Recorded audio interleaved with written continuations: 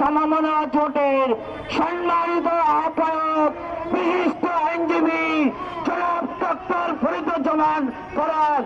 ফরাদ, তুমি এগিয়ে চলো, আমরা আছি তোমার সাথে।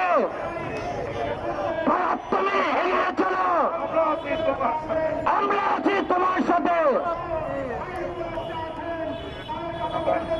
বিসমুল্লাহির রহমানির রহিম। আজকে বিশিষ্ট আইনজীবী অ্যাডভোকেট সাইফুল হত্যার প্রতিবাদে বিক্ষোভ সমাবেশ পূর্ব আলোচনা সভায় উপস্থিত আছেন জাতীয়তাবাদী সমমনা জোটের শীর্ষ নেতৃবৃন্দ, জাতীয়তাবাদী সমমনা জোটের নেতৃবৃন্দ, উপস্থিত সুধীবৃন্দ, সাংবাদিকবৃন্দ, আসসালামু আলাইকুম। সংগ্রামী ভাইরা আমার, বাংলাদেশ একটি শান্তিপূর্ণ দেশ। বাংলাদেশে যারা বসবাস করে, হিন্দু, বৌদ্ধ, মুসলিম, খ্রিস্টান, সবাই আমরা ভাই ভাই। এখানে দাঙ্গা লাগানোর চেষ্টা করবেন না। বাংলাদেশের মানুষ শান্তিপ্রিয় লোক। শেখ হাসিনা ফ্যাসিস্ট সরকার, খুনি সরকার, লুটেরা সরকার, এই লুটতরাজ করে বাংলাদেশের জনগণ তাকে 5ই আগস্টে এদেশ থেকে পালাতে বাধ্য হয়েছে। শেখ হাসিনা ভারত সরকারে ভারতে যে বাংলাদেশ অস্থিরতা সৃষ্টি করছে, সে চেষ্টা করছে বাংলাদেশে একটা দাঙ্গা লাগানো যায় কিনা, বাংলাদেশে একটা অরাজকতা সৃষ্টি করা যায় কিনা, বাংলাদেশে একটা খুন খারাপি করা যায় কিনা। শেখ হাসিনা ভুলে গেছে বাংলাদেশের সমস্ত 18 কোটি মানুষ এখন একই বৃন্তে তারা আছে। তারা কখনো দাঙ্গা পছন্দ করে না, তারা কখনো অন্যায় পছন্দ করে না, তারা কখনো হাঙ্গামা পছন্দ করে না। অতএব শেখ হাসিনাকে বলবো এবং প্রতিবেশী রাষ্ট্রকে বলবো, আপনি দুষ্কৃতিকারী আওয়ামী সরকার সমস্ত নেতা গোটাকে আপনি ওখানে আশ্রয় দিয়েছেন।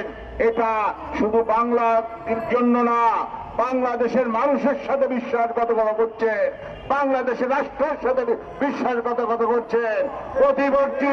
প্রতিবেশী বন্ধু হিসেবে, প্রতিবেশী রাষ্ট্রবন্ধু হিসেবে আমরা আপনার কাছে এই ধরনের আশা করি না। মোদী সরকারকে বলবো, আপনি বাংলাদেশের জনগণের সাথে সম্পর্ক রাখুন, বাংলাদেশের মানুষের সাথে সম্পর্ক রাখুন। বাংলাদেশের মানুষও ভারতের সাথে সুসম্পর্ক রাখবে। কে চিন্ময়? সে একটা জঙ্গি সংগঠন, সে না হিন্দু সংগঠন, না না রেজিস্টার্ড সংগঠন। তাকে দিয়ে শেখ হাসিনা বাংলাদেশে একটা সম্প্রীতি নষ্ট করার চেষ্টা করছে, কিন্তু এটা করা কখনো সম্ভব না।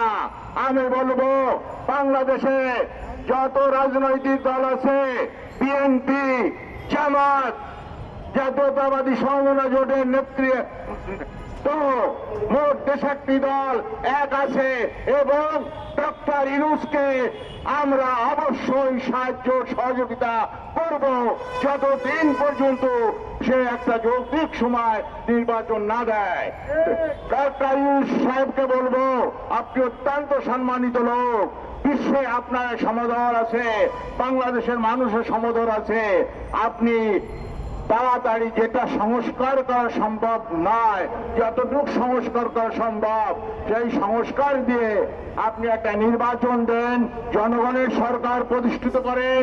মানুষ আপনাকে অবশ্যই অবশ্যই চিরদিন স্মরণ করবে, কারণ আপনাকে দিয়ে শেখ হাসিনা একটা 2 নম্বর কাজ করার চেষ্টা করছে, আপনার শান্তি শৃঙ্খলা রক্ষা করার চেষ্টা করছে, আপনার সরকার যাতে সুষ্ঠুভাবে কাজ না করতে পারে সেটা চেষ্টা করছে। কিন্তু শেখ হাসিনা ভুল করছে। বাংলাদেশের মানুষ, বাংলাদেশের সমস্ত রাজনৈতিক দল বর্তমানে এই টেকার সরকারকে সহযোগিতা করতে চায় এবং আমরা আসি প্রথম থেকে এবং করব ইনশাল্লাহ।